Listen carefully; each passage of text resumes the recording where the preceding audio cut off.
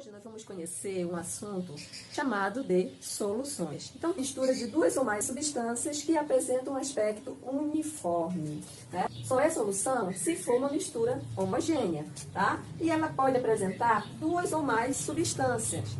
A água é considerada um solvente universal, né? Quando você pega a água, junta ela com qualquer outro soluto, você tem aqui o seu solvente, né, que é a substância que dissolve, e o seu soluto, a substância dissolvida. Geralmente, a substância dissolvida, ela apresenta em menor quantidade. Então, o soluto, aqui eu estou utilizando o Nescau, né, é uma substância dissolvida, ela está em menor quantidade.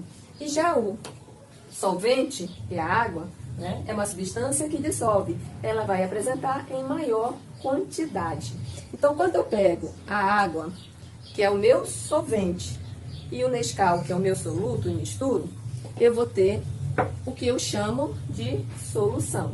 Então, essa solução aqui, ela originou de um soluto e um solvente. Então, os tipos de soluções. As soluções, geralmente, elas podem ser de três tipos. Ela é sólida, gasosa e líquida, tá? Como uma solução sólida, eu posso citar o exemplo de um latão, né, um bronze. Como uma substância gasosa, né, podemos ter o ar atmosférico, que apresenta neônio, oxigênio, argônio, gás carbônico.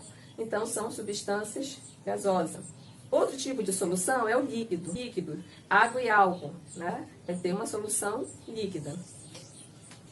Tá? E, resultando aí, vamos ter o que nós chamamos de solução, que é a mistura de duas ou mais substâncias, ou seja, que tenha apenas uma única fase, né? Vamos pegar o nosso exemplo novamente. Nós observamos aqui, né, que o Nescau e a água, ela gerou uma única fase. Na classificação da solução, né, eu coloquei para vocês a água e o açúcar. A água e o açúcar, vamos ter uma solução, sendo que a água é o solvente e o açúcar o soluto. As soluções químicas podem ser soluções saturadas, é quando a solução está numa quantidade máxima de soluto, totalmente dissolvida pelo solvente, né? Se mais soluto for acrescentado, o excesso acumulado vai formar um corpo de fundo. Como exemplo que eu coloquei, a água com açúcar, né? Eu coloquei uma quantidade de água e coloquei 2 colheres de açúcar. Então, quanto mais soluto for acrescentado, mais vai criar um corpo de fundo. Outro tipo é a insaturada, né? Também são chamada de não saturada. Esse tipo de solução, ele contém uma quantidade menor de soluto. Geralmente você não vai observar um corpo de fundo lá. Por exemplo, você pode fazer em casa água com sal. Então você pode comparar água com sal com água com açúcar, que aqui você não vai enxergar corpo de fundo. Tá? Então, isso se chama solução insaturada. E um último, nós temos a solução supersaturada. É aquela em que a solução é instável, nas quais as quantidades do soluto se excedem a capacidade da solubilidade do solvente.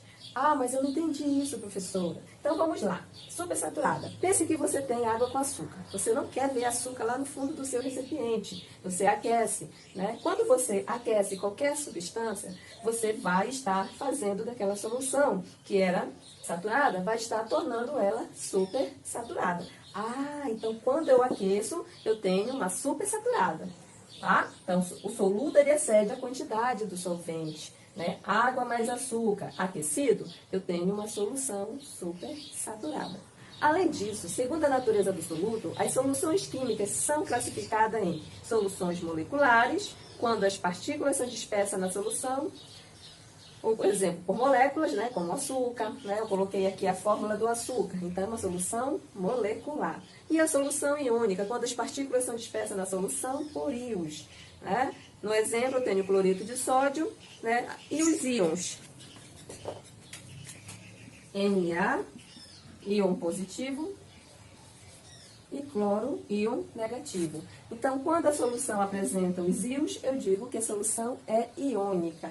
Quando ela apresenta as moléculas, a solução é classificada moleculares. Até a próxima aula.